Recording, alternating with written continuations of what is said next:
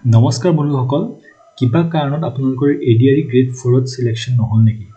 যদি নহলে তেতিয়াহলে টেনশন লা কোনো কথা নাই কাৰণ এপিএসএ ৰিসেন্টলি ৰিলিজ কৰিছে কেটামান পোষ্ট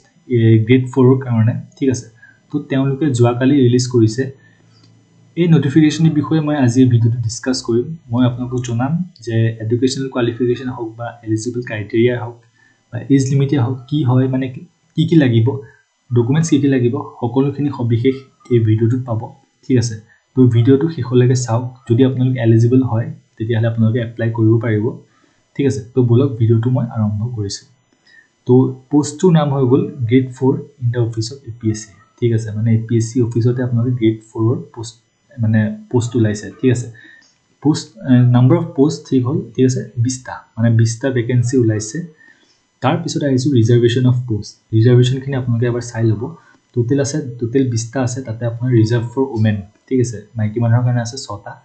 পিডব্লিউডি কাৰণে ওলাইছে এটা এইচআই ক্যাটাগৰী ঠিক আছে এক্স সাৰ্ভিসমেনৰ কাৰণে নাই জেনাৰেলৰ কাৰণে আছে 10টা তাতে আপোনাৰ ওমেনৰ কাৰণে আছে 3টা ঠিক আছে বাকিখিনি আপোনালোকে চাই লব তাৰ পিছত হৈ গল starting date of online application তো আপোনালোকে আবেদন কৰিব পাৰিব 10 সেপ্টেম্বৰৰ পৰা মানে অহাকালিৰ পৰা লাষ্ট ডেট হৈ গল আপোনাৰ 9 অক্টোবৰ ঠিক আছে মানে প্ৰায় এমাহ পাইছে আপোনালোকে এমাহৰ ভিতৰত আপোনালোকে এপ্লাই কৰিব পাৰিব আৰু লাষ্ট ডেট টু হৈ গল পেমেন্টৰ কাৰণে দুদিন তেওঁলোকে বেছিকৈ দিছে 11 অক্টোবৰৰ আগত আপোনালোকে পেমেন্ট কৰিব পাৰিব ঠিক আছে তাৰ পিছত আহিছো আপোনাৰ পে স্কেল মানে দৰমহা কিমান পাব দৰমহাটো হৈ গল আপোনাৰ 12000 পৰা 52000 ৰ ভিতৰত আপোনালোকৰ দৰমহা থাকিব গ্ৰেড পে পাব 3900 ঠিক আছে পেমেন্ট হৈ গল 1 এলিজিবল ক্ৰাইটেৰিয়া ঠিক আছে এলিজিবল ক্ৰাইটেৰিয়াটো হৈ গল আপোনাৰ আপুনি প্ৰথমতে হ'ব লাগিব মানে পাৰ্মানেন্ট ৰেসিডেন্স অফ আসাম আপোনালোকৰ এখন পিআৰসি থাকিব লাগিব তাৰ প্ৰমাণ হিচাপে ঠিক আছে আপোনালোকে এখন আপলোড কৰিব লাগিব তাৰছত হৈ গল আপোনাৰ employment educational qualification employment exchange registration মানে ইয়াত যোনটো কোৱালিফিকেশন তেওঁলোকে মেনশন কৰিব ঠিক আছে তাৰ যে আপোনালোকৰ মানথলিকে কোৱালিফাই হৈছে তাৰ প্ৰমাণ হিচাপে আপোনালোকে এমপ্লয়মেন্ট এক্সচেঞ্জ ৰেজিষ্ট্ৰেচন সাৰ্টিফিকেট আপোনালোকে আপলোড কৰিব লাগিব ঠিক আছে আমাৰ তাত আপডেট কৰা হ'ব লাগিব সেইখন আপোনালোকে আপলোড কৰিব লাগিব তাৰ পিছত আহিছে আপোনাৰ এডুকেশনাল কোৱালিফিকেশন কি ঠিক আছে তো আপোনালোক যদি মিনিমাম 8 পাস বা ম্যাক্সিমাম তুমি হাই সেকেন্ডাৰী পাছলৈকে আছে তেতিয়ালে আপোনালোকে এপ্লাই কৰিব পাৰিব কিন্তু তাতছে কম বা তাতছে বেছি হলে আপোনালোকে এপ্লাই কৰিব নোৱাৰিব ঠিক আছে তাৰ কাৰণে আপোনালোকে ডকুমেন্টস খিনিও আপোনালোকে আপলোড কৰিব লাগিব কি ডকুমেন্টস লাগিব মই অলৰেডি লাষ্টত এবাৰ লাষ্টত কম ঠিক আছে তাৰ পিছত হৈ গল আপোনালোকৰ এজ আপোনালোকৰ বয়স হ'ব লাগিব 18 বছৰৰ পৰা 40 বছৰৰ ভিতৰত ঠিক আছে তাৰ উপৰিও আপোনালোকে ৰিলেক্সেশন পাব যদি আপুনি এসটিএসসি হয় 5 বছৰ মানে 45 বছৰলৈকে পাৰিব ওবিসি এমবিসি টুইটাৰ সাৰ্টিফিকেট হৈ গলে আপোনালোক পাৰিব 43 বছৰলৈকে পিডব্লিউডি হৈ গলে পিডব্লিউডি ক্যান্ডিডেটস হৈ গলে আপোনালোকে পাব 10 বছৰ বেছি কৰি ঠিক আছে যদি আপোনালোক এসটি মানে কাষ্ট যিয়ে নহওক কিয় কিন্তু যদি আপোনাৰ পিডব্লিউডি হয় তাত আপুনি 10 বছৰ পাবই তাৰ পিছত আপোনালোকে এজ প্ৰুফৰ কাৰণে আপোনালোকে মানে কিবা এখন ডকুমেন্ট সাবমিট কৰিব লাগিব ঠিক আছে যেনে আপোনাৰ এইচএসএলসি এডমিট কাৰ্ড ঠিক আছে তাৰপিছত বা আপোনালোকে বাৰ্থ সাৰ্টিফিকেট কিবা এখন আপোনালোকে সাবমিট কৰিব লাগিব তাৰপিছত পিডব্লিউডি ক্যান্ডিডেটছৰ কাৰণে হৈ গল যে আপোনালোকে যদি 40% ডিসেবিলিটি হয় তেতিয়ালে আপোনালোকে নেসেসাৰী ডকুমেন্টস আপলোড কৰিব লাগিব যদি আপোনালোক চৰকাৰী চাকৰিয়াল হয় বা চৰকাৰী কাৰ্যত লিপ্ত হৈ আছে তেতিয়ালে আপোনালোকে এখন এনওসি সাৰ্টিফিকেট ফৰ্ম মানে সাবমিট কৰিব লাগিব ঠিক আছে এখন 10 নম্বৰ পইণ্টত লিখা আছে দি স্মল ফ্যামিলি নৰ্মস ঠিক আছে তো এখন সাৰ্টিফিকেট এখন ডকুমেন্ট হয় ঠিক আছে এই ডকুমেন্টখন আপোনালোকে গুগলত পাব গুগলত আপোনালোকে মাৰিব যে স্মল ফ্যামিলি নৰ্মস এই গোটেই লাইনটো লিখি পেলাই ক'ব যে পিডিএফ ডাউনলোড বুলি লাষ্টত লিখিব তেতিয়া আপোনাৰ পিডিএফ টো লাইভ কৰিব আপুনি ডাউনলোড কৰি পেলাই ফৰ্মটো মানে ফিল আপ কৰি আপোনালোকে আপলোড কৰিব পাৰিব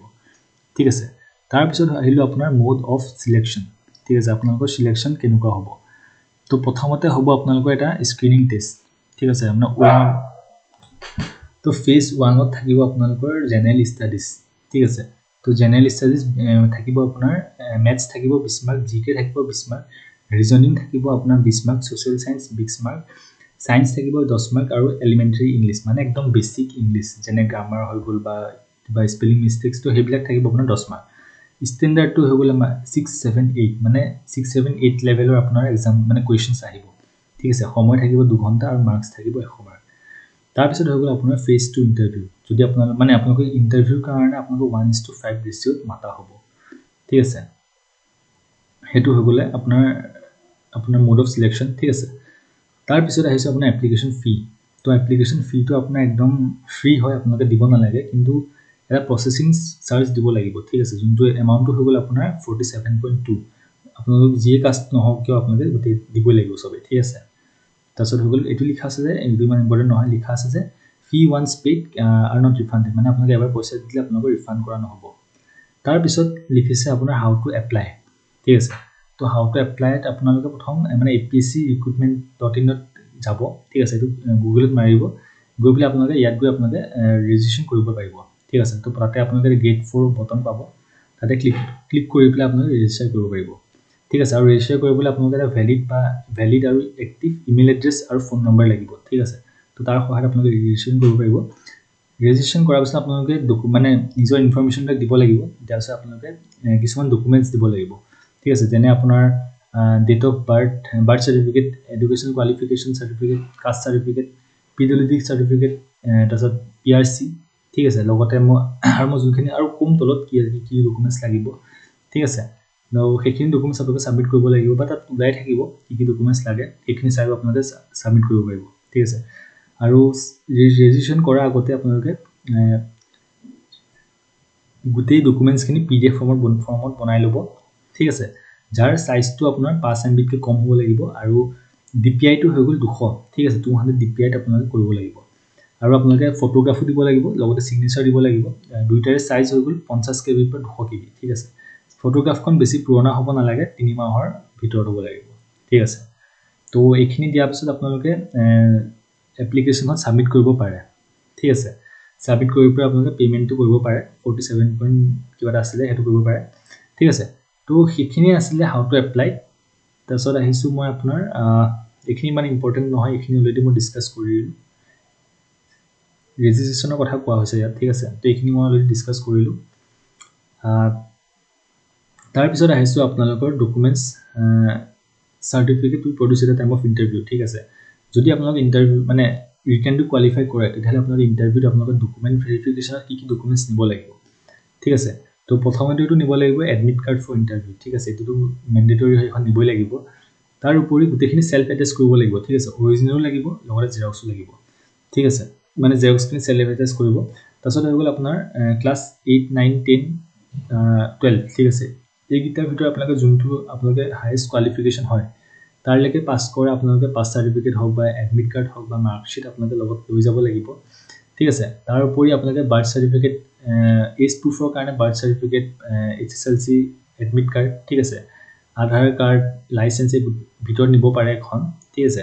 তাৰ পিছত certificate marksheet regarding education qualification এটো পইণ্ট 1 টো কথা কোৱা হৈছে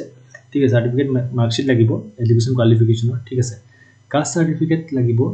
তাৰ উপৰি আপোনালোকৰ যদি বিপিএল কাৰ্ড আছে তেতিয়াহলে বিপিএল সাৰ্টিফিকেটখন লগত লৈ যাব লাগিব